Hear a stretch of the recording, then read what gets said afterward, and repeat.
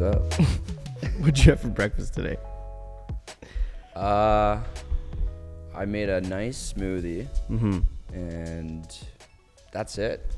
Smoothies are I'm good. still a little hungry, so I'm hoping there's no stomach growls during this. Apparently, it's good to stay a bit hungry all the time.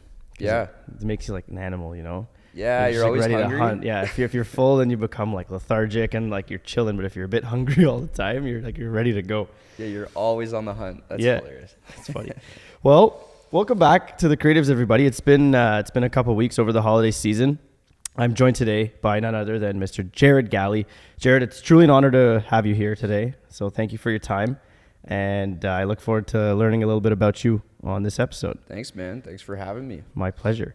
So The Creatives it's a project that I wanted to explore creativity because it comes in all shapes and forms. And it's one of those things that you can't really put in a box because everyone is creative and expresses creativity in a different way. So the goal of this podcast was to explore people who embody creativity in the forefront of their efforts. So we'll get into a little bit about how you are a creative, what makes you a creative in a bit. But in the past, we've spoken to a music producer. We've spoken to some photographers, directors of photography, some people in like the spiritual world, and just kind of exploring it. It's been very, very interesting to hear about how people approach things. And I'm looking forward to hearing your perspective because Sweet. you've been a huge inspiration in my journey, you and the work you've done. So it's honestly honor to have you here, Jared. Thank you so much. So we'll get right into it. Jared, I understand you're known for a company called Ajax Creative, Yep. and you're a film director. Those are the top level titles. Can you give us like a little bit of kind of like an origin story? Like, who is Jared Galley and how did you get here? Yeah, for sure. Let's think. So, I mean, I can bring it way back. Yeah, like Marvel style, like origin story. Origin story, okay. I mean, when I was younger, like I'm talking like maybe 5, 6 years old even, I used to love just the concept of making stories. I would actually do like these little plays that I would create for my parents, and like I do it with I get my cousins, my sister, everyone involved. I direct this whole concept and present it to the family, and it was like that was like the catalyst of the storytelling.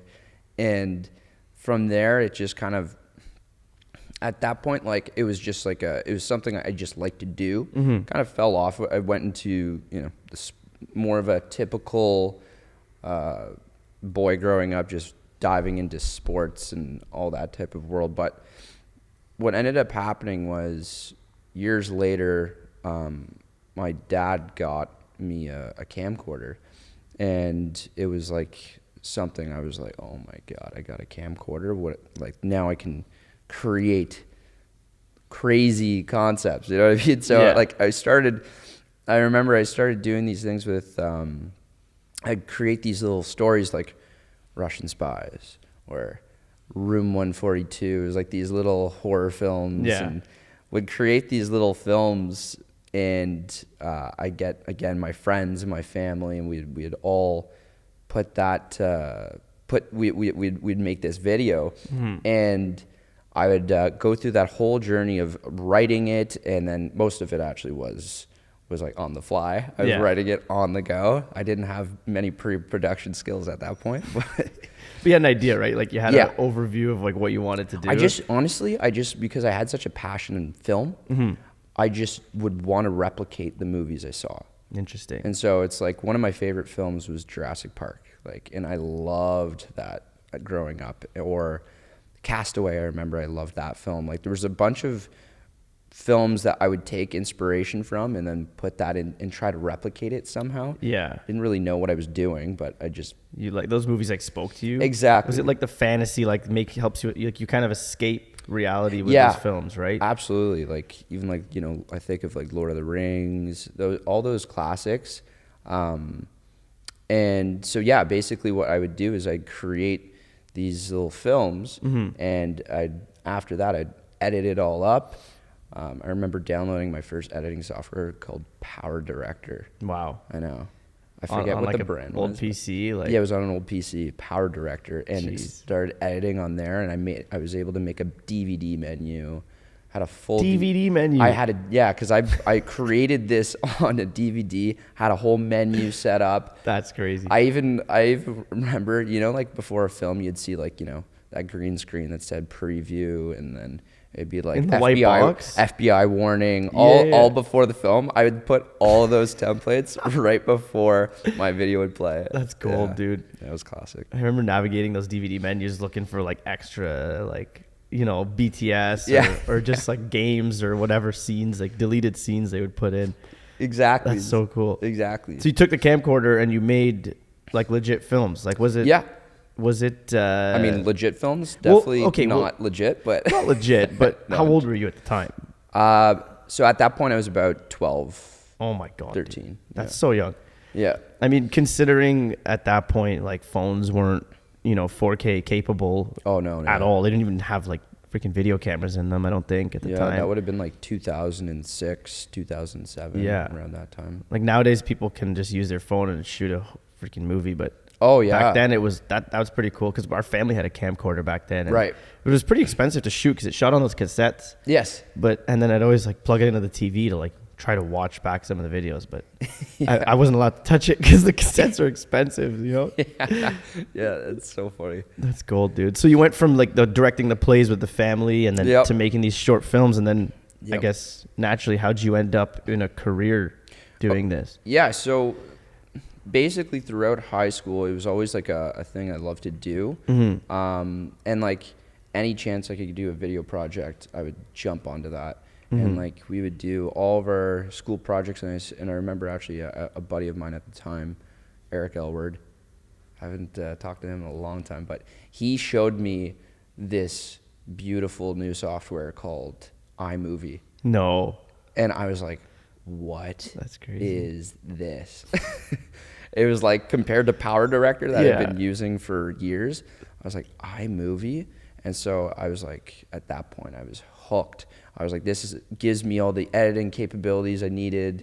And so basically through high school, I eventually, I remember begging my parents for a Mac, begging for a family Mac. I was trying to say, it's for the family. Meanwhile, it's for you. I was diabolical, just wanted to get iMovie. Yeah. So anyways, eventually my parents got that. It was a big Christmas gift. I was shooken up by that. And so from there, when that happened, I had just started my first business around that time too. This is going to be a bit of a tangent, but I was always heavily, I really wanted to be like the entrepreneur type of, I liked that career path. Right. And so I remember it was like some of my friends were getting jobs at like some grocery stores and doing whatever they could to get some, summer jobs. And I was like, all right, well, I would rather do it myself. And so me and my friend at the time, Ryan Fitzgerald, we created a lawn maintenance company.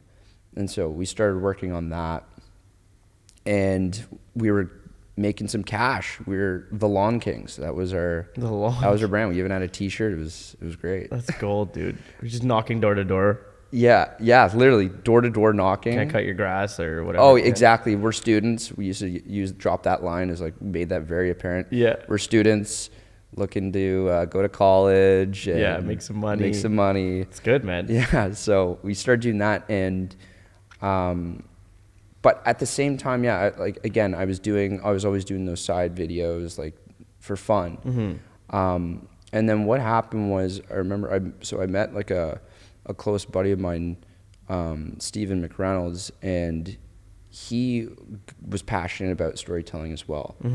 And so what happened was we always had these chats we're like, it'd be so cool to make a film. It'd be so cool to make something, And I had already done those little videos back in the day, and I remember telling him, yo, we should go do something like this. We can, let's make something. Yeah. And that's when YouTube was new, really for at least coming up. Right? Yeah, it was definitely already huge by that point. But I remember just starting to really get into the YouTube world. And I was like, I want to do a channel. And so I remember me and my buddy Steven were talking about that. We're like, let's do a YouTube channel. And so this was now, I'm like fast forwarding again, but now I think we were grade 11 in high school. Still crazy. That's so young. I know. Yeah. So yeah, grade 11 hit, and we were like, all right, well, let's make a short film. And we were like, okay, well, what the hell are we gonna make? I remember at the time we were just, like super influenced by apocalyptic stuff. I'm not sure why. It was just like, I think I Am Legend had come out at the time. Yeah. Any video game influence too? Yeah, Left 4 Dead. Yeah. Like there was definitely a few. And so we were like, well, let's make like some type of like thriller horror film. Yeah. And so I remember it was actually we were hanging out one night. It was me, Steven, and my other buddy Matthew Day, and we were just hanging out at like, it was like midnight, just chilling at this. It was kind of like the edge of Orleans, so it was like right in between suburbia and country. Yeah. And I remember we're just staring at this field, and I was like, yo, this would be such a cool location. Imagine just seeing like this horde of zombies running down this field, and it's chasing a group of friends trying to survive. And that's when the idea just spawned, and we just started talking all about this concept, and we eventually ended up creating this short film called The Infected. And it was like this whole world we had built, apocalyptic world, where it was like this group of survivors are trying to survive after a massive, it was actually funny enough, it was like a cure for a virus ended up going wrong. What a foreshadow. I know, literally.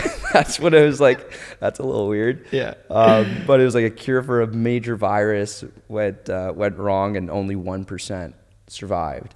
And so what happens is, there was like all these bands of people grouping together. You had like, there's the like just the general survivors. Then you got like the Raiders, which was like this group of people we called like, they were like kind of a military based. It's quite the production. Yeah, I know. It was crazy. So I remember we got so many people involved, and like we were trying to just get every friend out there to make it out there, to either be a zombie or some type of extra in the background. It's amazing. I know. So yeah, so we started building out that. So we did two films. Actually, it was like the first film, and then we did like a second film, and the second part was like 20 minutes long. It was Yeah, that was crazy. We had like a whole production on that one. Was that like your debut? Like that was kind of like the first film. Yeah. Actual like short films. Okay. Like where we wrote, like you we wrote actually wrote a script. Yeah. And it had more of a a 3-act structure. Interesting. So it was that was the first like deep dive into actual filmmaking, I'd say. Like before that was a lot of exploration and just figuring out, like I just loved the cam and loved shooting things and telling stories. Right. But I didn't know how to tell stories, and I also didn't know where it was going to. I just kind of just created. It was at that point it was just something that I thought was fun, and I think that was also the first time when we started to show it to others. Right. Outside of like a close net group of friends or families, like we started actually posting these videos on YouTube. Yeah. So it getting started some response back. Exactly. Yeah. That's cool. It's cool because when you're younger, I feel like you create with, like you just said, you didn't know where you're going, you didn't know how to tell a story, but that didn't stop you because you're interested, right? Do you still feel that today when you approach something? Like if you don't know what to do, like do you just roll with it and do what you can? Like, you know what, like today, even though, so I'm primarily focused in commercial production, but I'm so film influenced. Like everything I create is usually based off of a mix of commercials I've seen, but also films I've seen. And I always pull inspiration from movies and, actually like the Roxborough production that we had done. That was an amazing one. That one was, that I was like, my biggest vision for that was I want to make this Forrest Gump influenced commercial. Yeah. And funny enough, someone actually commented saying it felt like Forrest Gump, and I was like, no way, it actually got across. That was a cool one. And that was someone I didn't know. Yeah. Yeah. For those of you listening, that was a school bus company commercial, and you can find it on the Ajax Creative YouTube channel. So check that one out. Yeah. Let them know in the comments if you feel the Forrest Gump vibe. That was a cool shoot. Yeah. I want to ask you a couple things about that in a bit. Yeah. But so you went from, once you made that first film, then it was just like, I imagine you just went like full speed right into it. Yeah. Almost, or no? Did life kind of happen too? So I think that was an interesting period where it was like, can I actually pursue film and video as a career? It was like I don't know, like it wasn't like a popular choice, especially in Ottawa.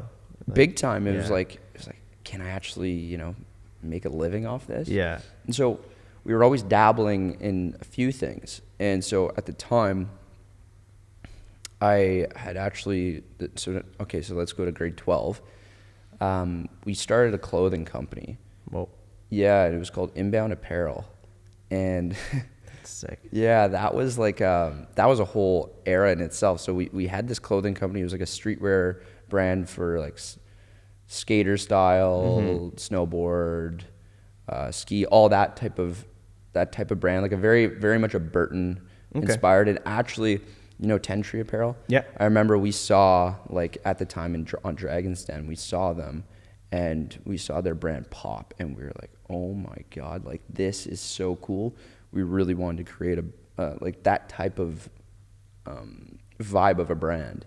And so we created this brand of clothing, and we were just selling it like locally, like to friends. And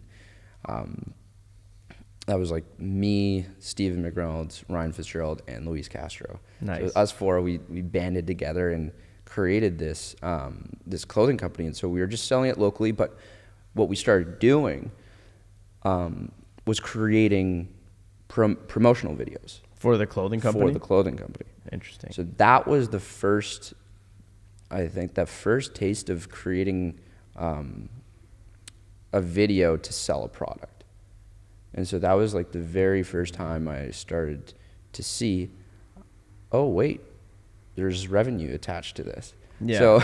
So what happened was we would make these promo videos, and it would get some hype. People would be, oh, I saw the promo video, it was super dope.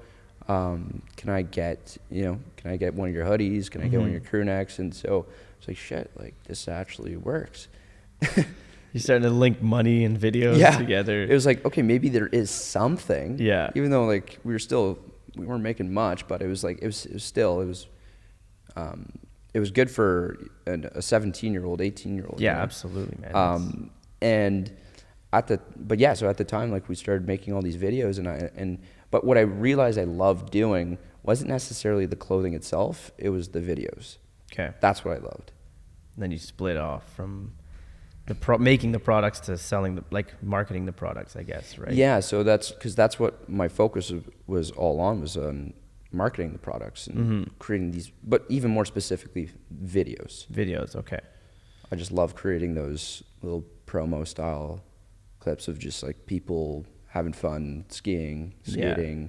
Yeah, we did like a whole branded series of Meet Our Reps, and we'd get local artists or local athletes to basically be in our video. They'd rep the clothing. And at one point we were actually working with, I remember, Corey Chiron back in the day when he was doing like all the King of the Dot, battle rapping, and he'd rep our gear, and like we were like, yo, we got it in the battle rap scene. That's so sick, dude. Yeah. So you went, naturally you started making these videos, and then it just progressed. And like, did you have anyone that you were looking up to close in age and kind of on a similar path that you were heading towards? Oh, yeah, there was actually a YouTube channel, I'd say, that really influenced us, was Corridor Digital. Okay. They were huge back in the day. Like Corridor Digital? Yeah, Corridor Digital. You guys Digital. do crazy animation stuff now? Yeah. Yeah. Like those guys, man, they had a YouTube channel where they did a lot of like essentially short films based off of video games. Okay. So I remember they did like this viral one for Minecraft, and like they were really good at visual effects. And so they would create these kind of like dorky but hilarious videos where they would have like video games they would use visual effects to bring into the real world. Yeah. And so I remember that was a huge inspiration though, because I'd watched that. I loved their style and like how they incorporated visual effects in it, and how they also dove into really good storytelling too. I remember they did an Assassin's Creed one as well. So then as you're kind of coming up, you were watching them and then doing it yourself, and it wasn't very popular because nowadays there's a lot of YouTubers who, into the video space and the film space.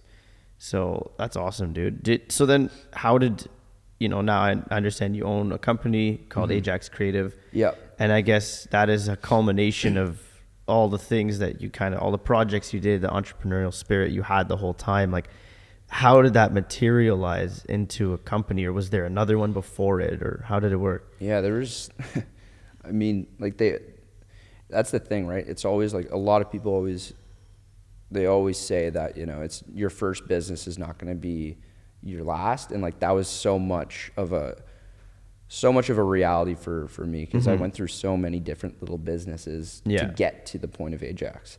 But what happened was me and Stephen McReynolds, right after we graduated, had this company called Immersive Films. And we were working on that for a while. And it was essentially focused on doing short films, but also doing commercial production. But at the time, this is the thing, like we had our hands in so many different fields, because it was so indecisive of where I wanted to go. I remember we had the clothing company, Immersive Films, and then what happened was Jared Floyd, who's my business partner now at Ajax, approached me and Steven at the time to help him create a promotional video for an app that he had coming out. And so we're like, okay, let's go. Let's hear more about this. Yeah. At the time we were just like party friends. Like, you're pretty young too, man. Like at 18, like that's to have that kind of foresight is pretty amazing.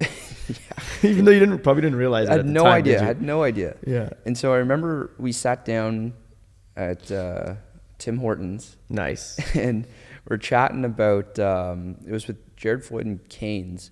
And he pitched this whole concept of a Tinder for jobs. It was like where you could swipe left and right on job resumes as the employer, and then you can swipe left and right on the jobs as the prospect employee. Right. And I was like, oh, that's so cool, because at the time Tinder had just come out, and it was like, Tinder for jobs is like, that's such a easy way to explain. Yeah, so employers would like look at resumes and stuff. Yeah, and they would match based on, if like someone applied and then the employer liked the resume. Oh, cool. Yeah, sweet. So, and then there was a whole in-chat feature, and then there was a video call feature. So everything could be done in this app. That's pretty cool, man. Yeah. Jared Floyd's a smart dude. Yeah, and it was really cool. So we were like, better, instead of just doing promo videos, we'd love to join on board. And so that's what ended up happening is I ended up joining Jared Floyd on Quickly. And so then at that point, it was 3 businesses going at once, and it was like, okay, this doesn't make sense. Did you ever get a real job in between? Not a real job, but did you ever work for anyone in between all of this? Yes, actually. So technically, yeah, let's add a fourth. Yeah. I was at one point doing a job at Sobeys. Wow. So I did go to the grocery store. Nice. And I was working as a cart boy. Nice. And I hated it.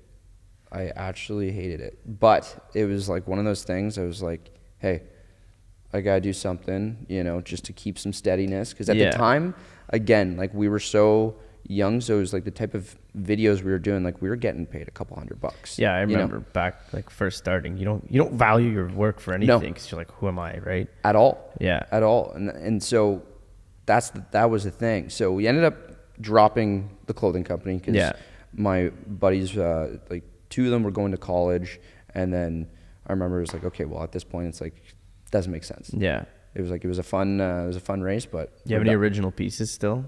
Oh yeah. It's probably worth a couple bucks. Yeah. Actually, I wouldn't say that. I saw it at the Salvation Army at one point. So I was No, like, oh no, my brand is gone. You went full circle. Yeah. That's pretty cool to be at the Salvation Army. Yeah. I mean, hey. Nah.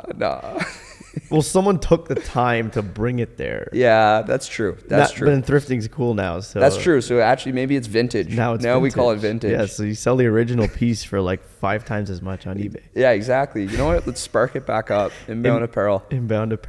It's coming soon. Yeah.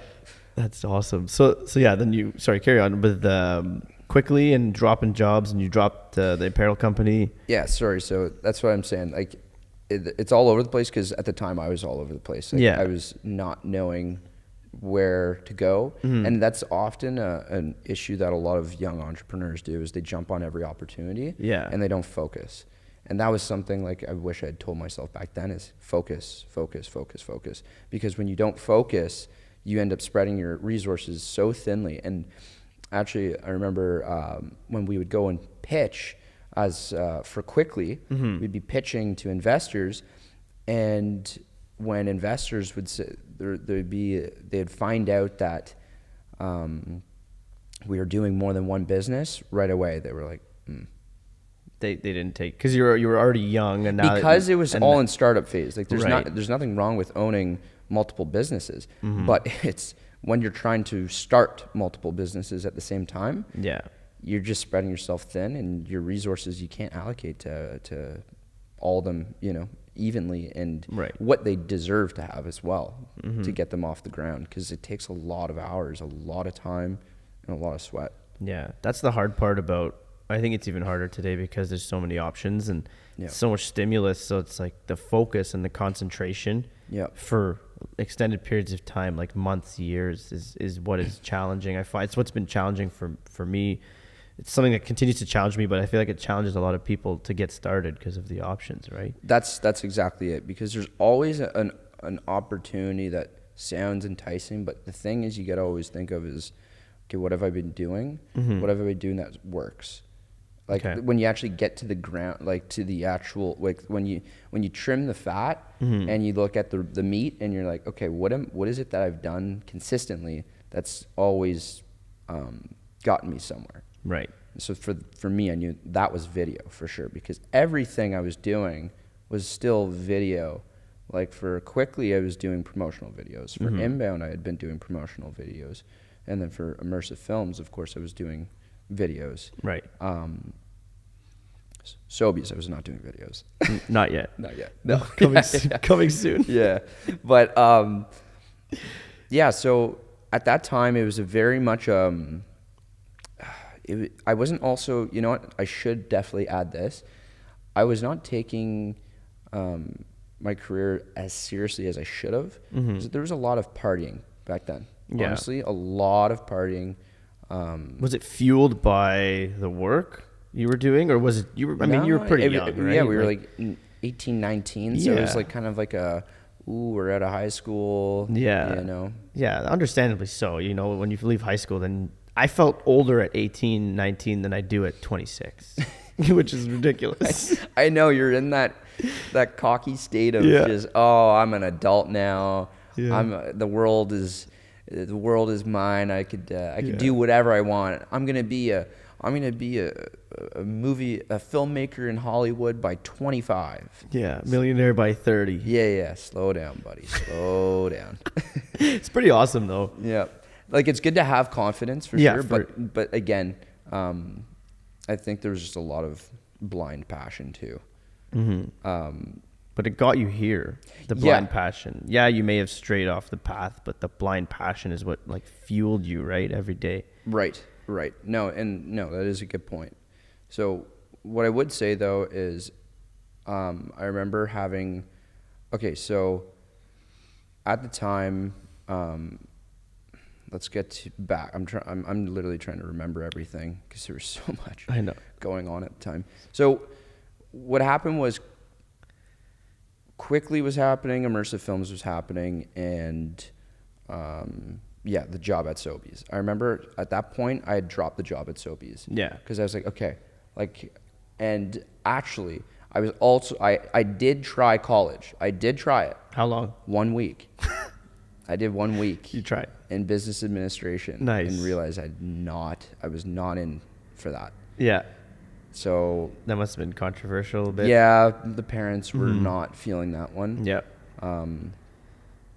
No, that was like a big moment. I remember telling my parents, I was like, hey, if I'm going to make my mistakes running businesses, I'd rather do it now while I'm living at home. Yeah. Good you know, call. it's like, this is going to be my school. Mm-hmm. And so what happened was I stopped school, I stopped Sobeys, and then I was fully focused on the businesses. Mm-hmm. But I didn't let go of one thing, and that was still the partying.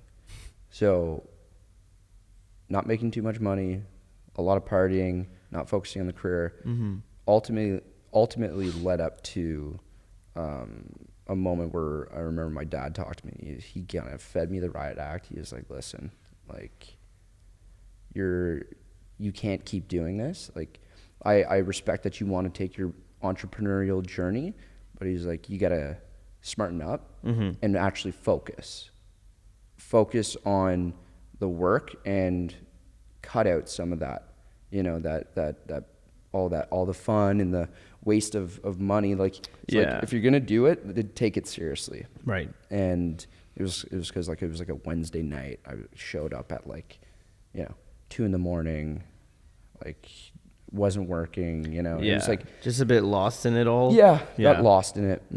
But that was a good moment, I remember, because I was like, okay, I gotta start taking this seriously. Yeah.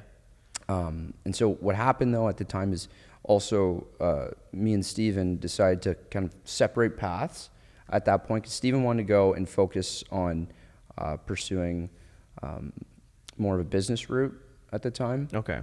He went to do like his own tech company. Cool. And then at that time, that's when I was talking to Jared Floyd about this video production company, and he was like, hey, like, I could help you on the video front. He's like, you focus on the creative and I'll handle the business end.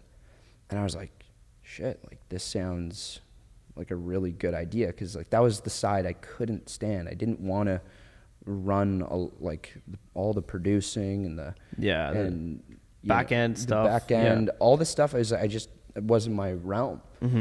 And so we were still doing Quickly, and that's when we formed Ajax. So it was called Ajax Visuals at the time. I remember that. Yeah. Early days. Yeah.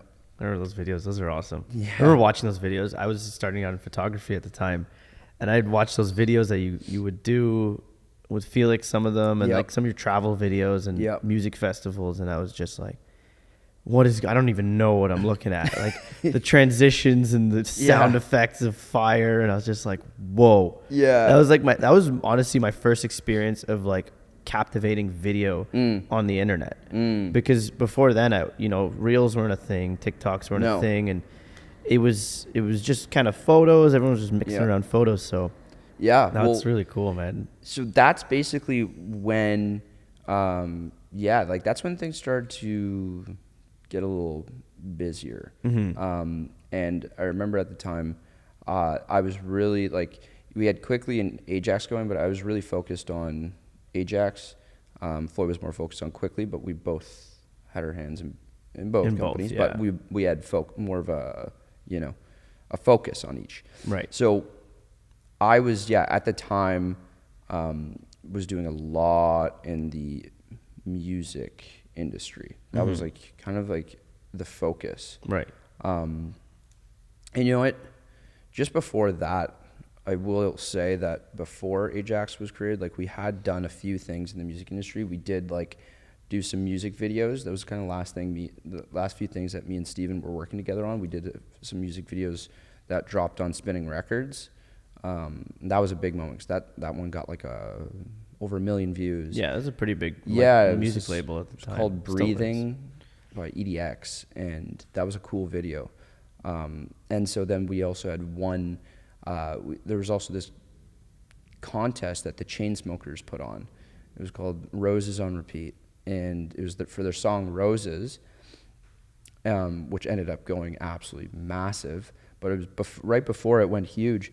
They put out this music video competition, and whoever can make the best music video, can come meet the Chainsmokers. And so what happens is we created this music video for Roses, and we won it. And so that was a really cool moment. We got to go down to LA, met the Chainsmokers, met Justin Bieber. No way. And actually, speaking of inspirational figures, Roy Kramer, we got to meet him, and he was a huge inspiration of mine at the time. Like, is he in the film industry? He was a videographer that was doing the travel. He was doing the travel videos and doing tour videos. So he had been working with the Chainsmokers at the time. He had worked with Usher, Avicii. Wow. All these massive names, Justin Bieber. Yeah. He had worked with all these huge names. And I remember being like, oh my God, like this guy's got the coolest life. He would make music videos and travel with these artists. Yeah. It was all in that EDM niche world. And so that was a big inspiration of mine. And so, so on the Ajax front, that continued. I was just pushing into that DJ world. And what happened was we ended up meeting a bunch of different DJs that was a grind time, to be honest. It was like working in the bar scene, working in these clubs that paid absolutely terrible. Would never recommend working at a bar. Like shooting in bars? Shooting in bars. Yeah. Because first of all, they don't pay well. And second of all, it's just reckless environment. Yeah. You're carrying around expensive cameras. Yeah, it's a reckless environment, and it could pull you into dangerous territory. Right. But hey, like I will say though, it did get me into working with some local DJs. Yeah. And then it started expanding from there. It was like more known DJs kind of maybe on a national level, and then internationally. And so it just started becoming a thing where I'd start touring with these DJs. That's cool. I mean, you grinded your way through the trenches, man. Like you almost have to do things that suck, because I heard a quote once that was stuck with me. It said, you don't dream on a beach. So in those like really difficult environments of working at Sobeys or you're shooting in a club, that's when you're dreaming of what you actually want. If you're always in this perfectly curated environment, like it's harder to dream because everything's in place, everything's in order. No, that's actually a really, really great point, because you do. It's one of those industries you got to kind of earn your way up. You know what I mean? Like you can't just suddenly become a filmmaker or a videographer, like, and have these massive clients. It's like you gotta build your way up. Yeah. You gotta work from the bottom and just start going from there, because that is what I was doing at the time, was working in those bars, and then but it did get local contacts, right? And then that would get you connected to other people, and so it does expand your network. And like that is the biggest thing at the beginning, is you really need to focus on expanding your network. And you can't just expect that you're going to film with worldwide DJs like that. Yeah, it right. happens. And when I say worldwide DJs, that should also be worldwide clients. That could be, worldwide film production companies. It's like you can't expect that. It's a pretty arrogant thing to think that you're going to be accepted by these elites when you're just starting out. Yeah, you got to be humbled, and you got to earn that. Yeah, that's awesome, dude. And now you're doing some pretty incredible stuff with Ajax Creative, and I see from an outsider's perspective, it's really awesome to see what you can create. And you and the team at Ajax early on, I found you through Felix. Felix, Yep. good buddy of mine from childhood. And I connected with you guys, and I was shooting real estate, like houses with you. And then that was like, holy crap. Like, I was just like so pumped to just be there. I was like, this is awesome. And just getting a taste of like what you could do with not a lot. Like you guys showed me what you could do with like a small crew of people and a camera, good technique, couple lights, nothing over the top, you know, and then you inspired me greatly to kind of go down this path and use those like film techniques in the video space. And thank you for that opportunity. That's by the way. Sweet, man. It's I attribute a lot of where I am today to the opportunities that you and Ajax kind of gave me early on. And it's really, really cool to see, and it's inspiring too, because you're not much older than me, and just to see what you've created and how you've done it is awesome. So respect, man. Respect. Yeah, respect to you. That's why I'm honestly so happy you're here right now. This is when I started this podcast, I had a few key guests in mind. You were one of those people that I really wanted to get to know, because Sweet. it's not often that we get to have long format conversations, especially nowadays. Everyone's busy and there's so much going on, but really awesome, dude. Ajax is cool. And I wanted to ask you a couple things about like that company, the company, yep. and the messaging. So you put home of the bold and the brave. Can you elaborate on what that means to you and how that came to be? Yeah, no. I mean, yeah, first of all, thanks, man. For all the stuff you were just saying before, though. It's my pleasure. It's awesome to hear that. Yeah. Because, yeah, like, and it's actually really cool to see like your growth too. Like, I've seen you go from, like you said, you were doing like those real estate videos, and now you're running your own video company, and you're doing, you know, this podcast. You've really extended your creative abilities, and that's unreal to see. Because I remember like that when you were just first starting out, and it was just photography at one point, right? And yeah, and I was doing like me and my buddy Keishan were doing random video in like the car world. Yeah. We do videos of like car meets, and we were doing videos. The first like big client we got was a construction company, right? And we were out there in hard hats and high vis, like filming asphalt, and love that, and you know, bringing in drones for the first time ever, and like chasing dump trucks with drones, and doing just, it was honestly kind of dangerous. I'm not gonna lie. You're filming with a crew of like 30 pavers on a main road, and you're just running around with a camera. Yeah. But thank you, man. I appreciate that. It's awesome to see though that you've really, like I said, just expanded from there. Mm-hmm. Yeah, so for Home of the Bold and the Brave, that was part of our new branding that we were building out, and that was big thanks to Roberto Cineas. He's a legend.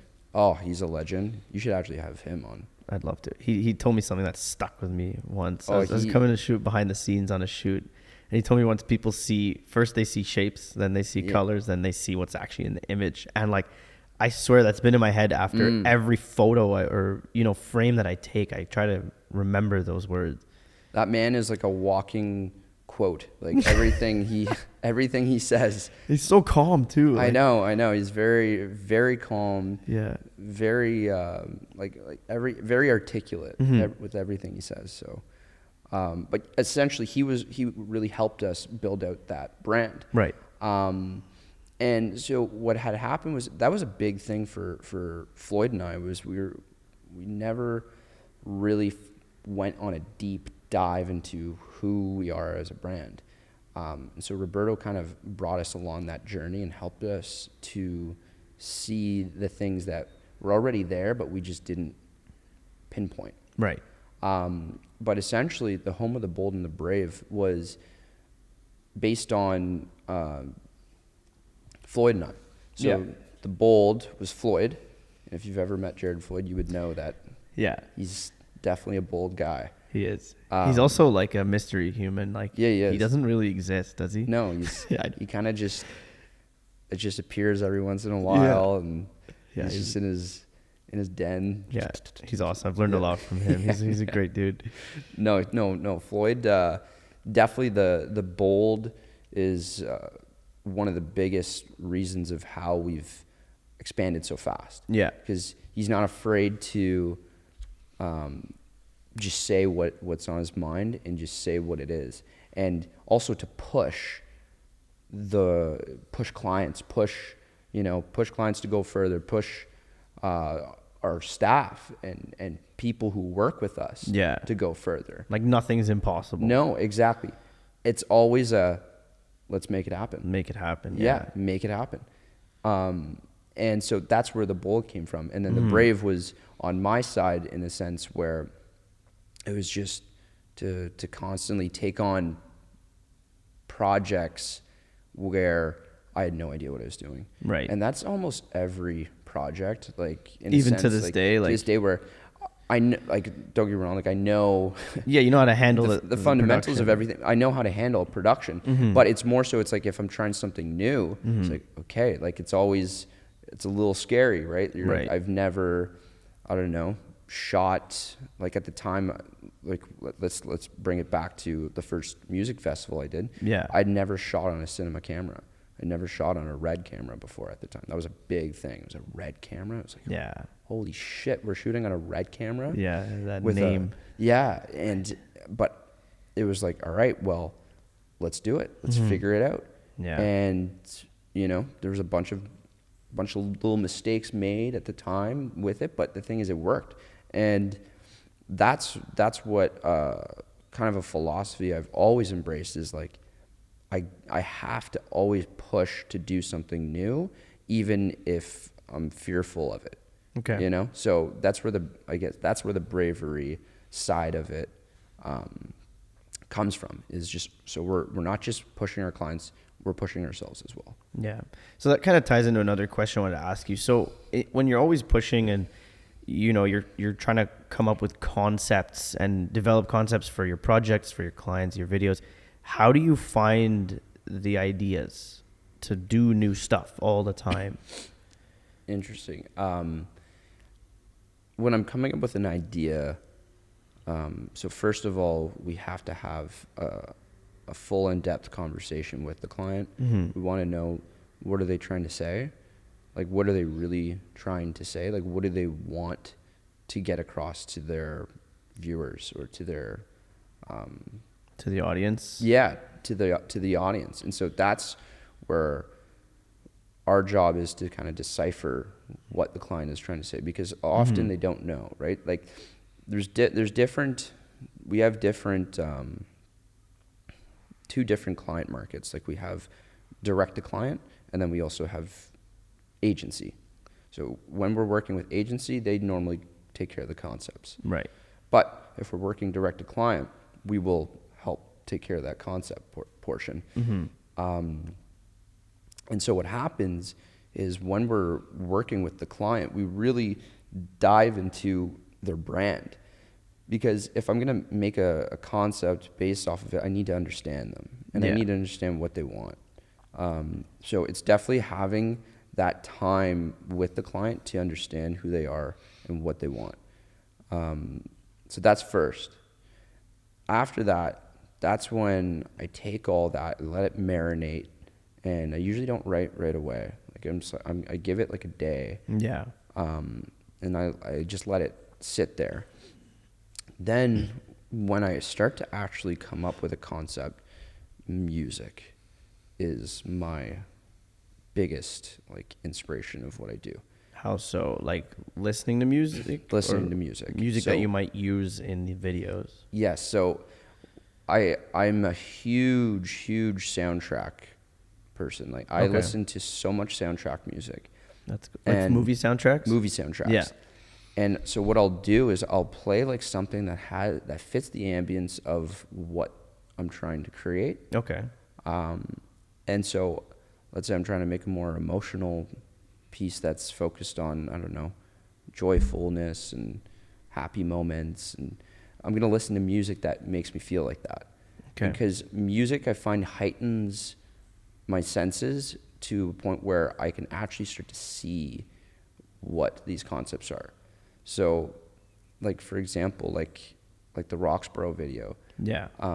I was listening to Forrest Gump soundtrack. I was listening to very much that kind of happy. I matched the emotion with the type of emotion I want to feel in the script. Okay. And so that really starts getting the visuals floating, and then I start to see what I want in it. And then at that point, I'm like, okay, now I'm getting a feel for what I want. And then I start thinking of like structure, like how am I going to structure this? Or usually I come up with an intro or an outro. It's one of the two. Like you're writing this? Or, yeah. Like I'll start writing something. It's either the intro of the video or the outro. Okay. And then then the trick, the hard part is filling all the in between. It's that desert of unknown that you just gotta fill. Yeah. But yeah, like I'll end up essentially I'll build the structure after that, and then that's when I start bringing all the notes I had from the meeting, like what they want to say. So now I start developing off of all that, and it just becomes kind of an orchestra of creating concepts. And then once you have a concept, putting it into production that part is something you've done time and time again, like cruise cameras. Oh yeah, all that stuff. Yeah. That's so in that like creative process early on, are you kind of like, are you trying to focus what you listen to? Like, do you not stray from those soundtracks that are going to inspire you? Or like, would you listen to other music in those times? Or are you trying to really let it marinate and feel it out like all throughout the day while you're driving in your car, while you're chilling at home, like while you're not working, like, or yeah, no, like I'll still listen to other music in between. Okay. It's really when I'm getting down to writing. Okay. That's when I plug in. Yeah. And I need to tune everything out. Nice. Because it's writing is such an interesting challenge, because it's all in your head, right? It's like, yeah. And so if your head's not right at that moment, you're not going to be producing anything good. Are you writing screenplays in this situation, or are you just writing notes? Usually screenplays. Okay. By hand or typing? Funny enough, I used to do by hand sometimes, but no, now I use Writer Duet. Nice. Where it's like a screenplay format. I write it like a screenplay format. Nice. And then I have to transition it into like an AV script for like a client to see, because they're not gonna. Most times they don't want to see an actual script. But I always like to build it out in a script format. Gotcha. Just because that's how I've always done it. And that's the film side. What I like. So then, what does your, I guess, workspace look like? Everywhere. It's everywhere? Everywhere. I'll go to a coffee shop. Okay. I'll work at home. I'll work in my bed. I'll work on the couch. Doesn't matter, right? Where you are. Legs dangling off the back of it. I'll just be anywhere. Yeah. And sometimes I'll just have to walk away and go for a walk or focus on something else. That's the thing again with writing, is you got to get into the right frame of mind, and when you're not, you got to recognize it and deal with it. So that being said, when you're not in that right frame of mind and you're not feeling creative and you can't write, what do you do? That's a tough thing to do, because what I often do is, again, like I said, is I'll have to just take a break, move on, like go for a drive somewhere. Yeah. Maybe work on another part of the business. Yeah. Another thing something more simple to kind of just get my brain out of that. Maybe I'll watch a movie. Okay. I'll look for other things to kind of just exit out of that and then come back with a refreshed view. Okay. Yeah. Nice. That's cool. That's a challenging one. Like when the energy's low, it's easy to get lost in distractions, I find. Yeah. Because there's so many. Yeah. So I imagine in those times, do you find it's important to like steer clear of things that are just going to be distracting rather than regenerative? big time. Okay. Like social media just becomes a bottomless pit. Yeah. It's a rabbit hole you just start diving into, and it's like, okay, whoa. Yeah. Where am I? Yeah. Like, I'm How on did I some get here? alien planet. Social media is a vast wasteland. Yeah, it is. It's challenging. We won't get too much into that. No, that's a rabbit hole. Yeah, that is a rabbit hole.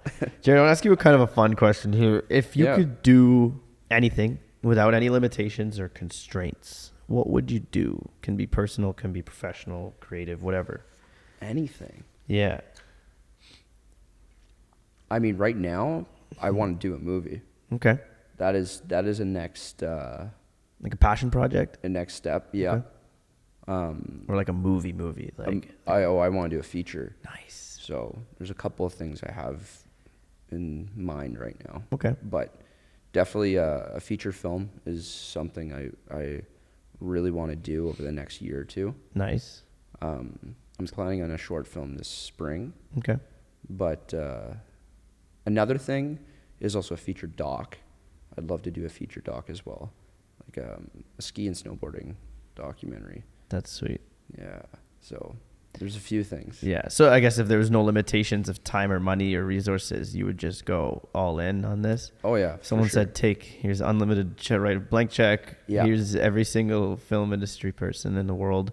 Oh yeah. Have them.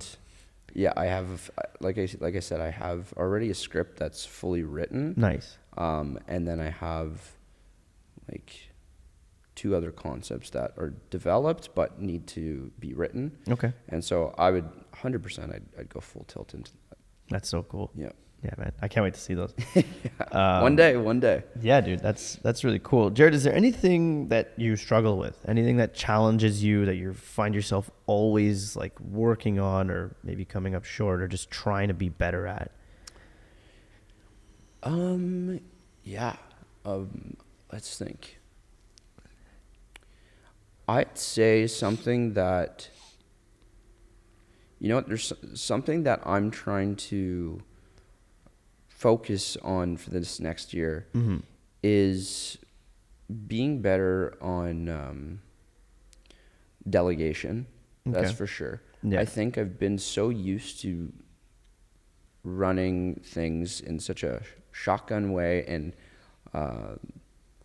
on my own for so long, where I'm not just saying like on my own, like obviously I've had business partners, but where we're wearing multiple hats. Yeah, you're just one man band. Yeah, just get it done. I've been doing that I was doing that for so long, where I'm trying to get used to because now when we have sets of, we can have 20, 30 people, 40 people even. Yeah.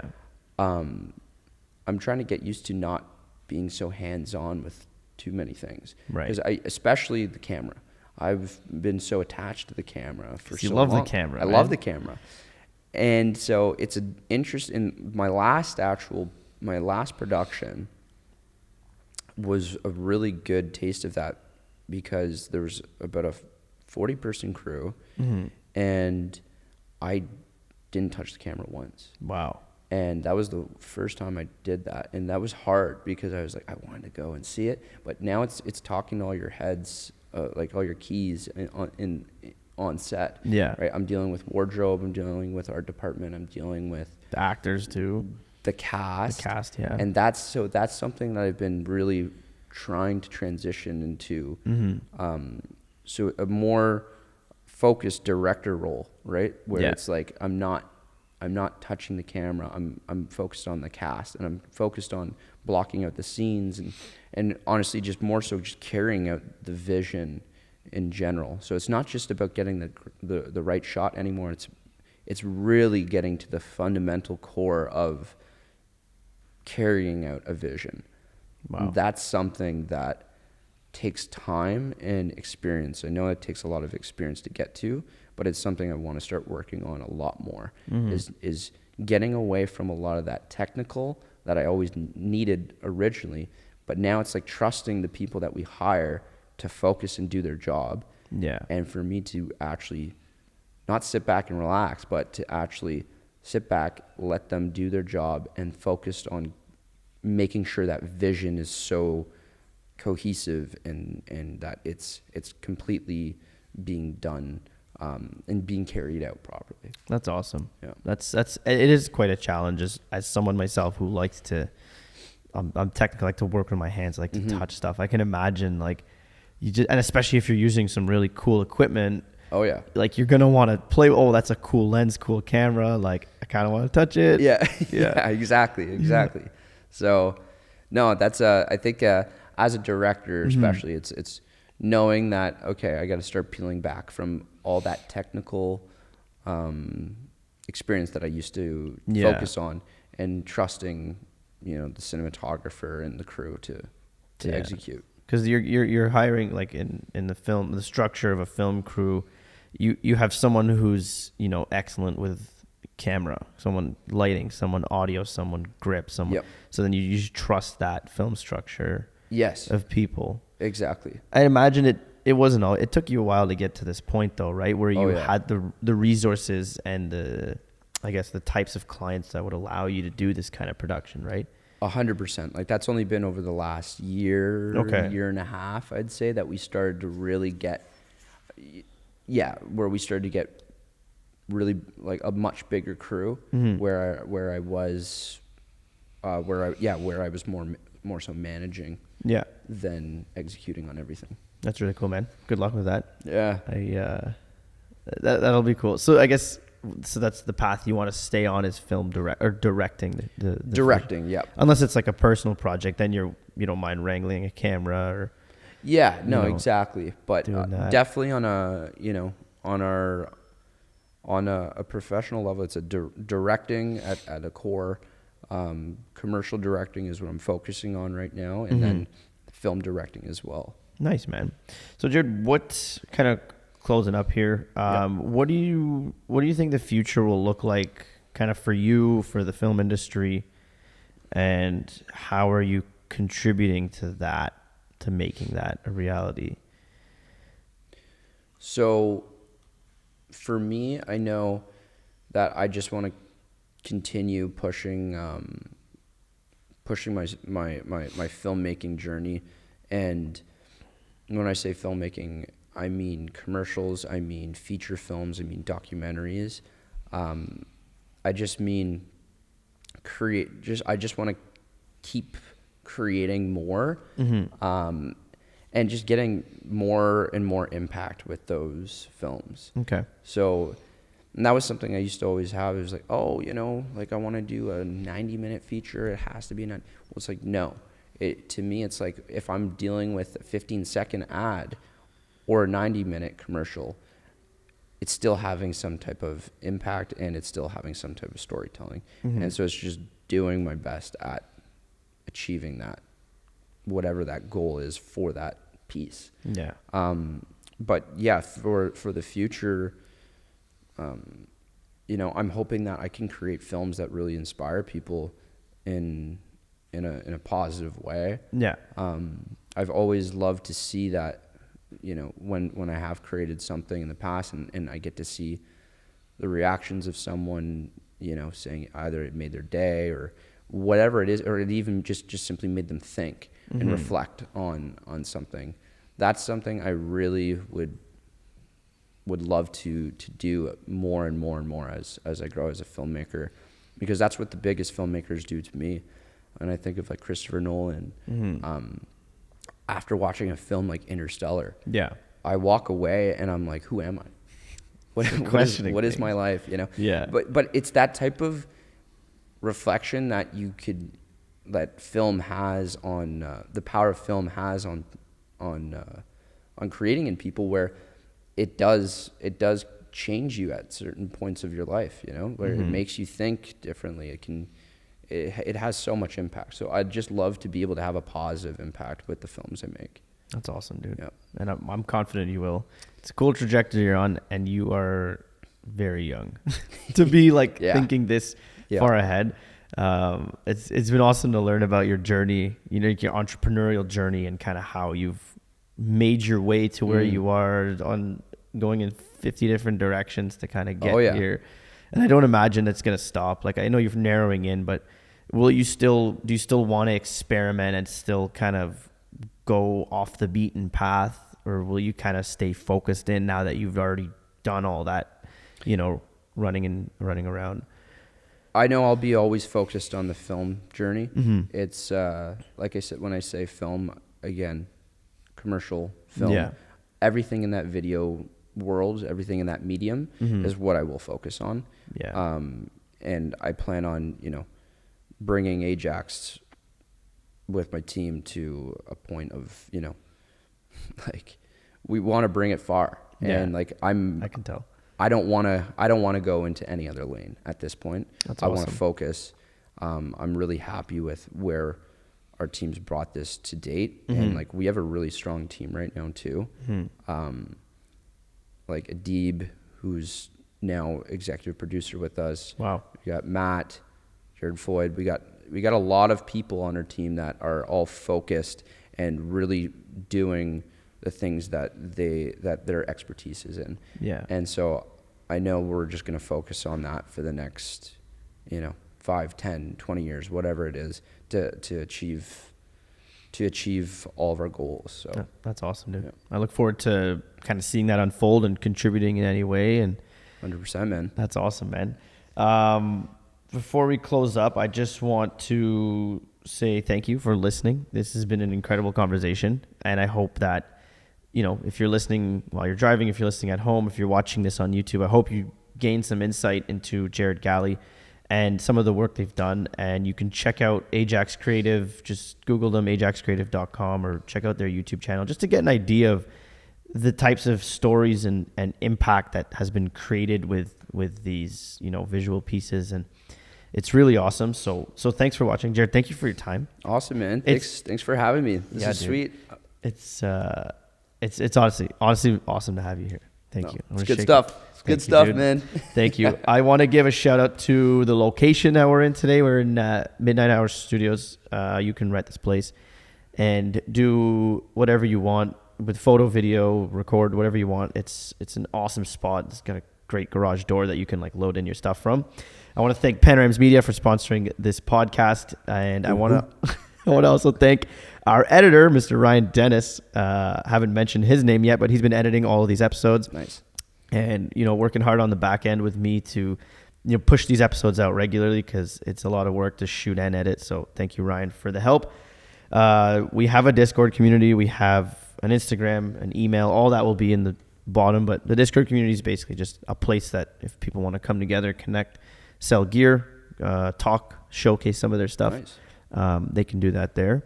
Jared, how can people find you on Instagram or on the internet? Instagram, Jared_Galley. Sweet. And then Ajax Creative _ Ajax Creative. Yeah, we didn't get the clean Ajax Creative. Oh, we're coming for you. I know. Whoever has that, we're throwing the underscore at them. Take it and whip it. Yeah, literally. That's awesome. Well, thank you again. Thank you very much for watching. We will see you on the next episode. We have a pretty exciting guest coming up on the next episode. I'm not going to spoil anything, but keep an eye out for that. But for now, take care and Happy New Year. Peace. Peace.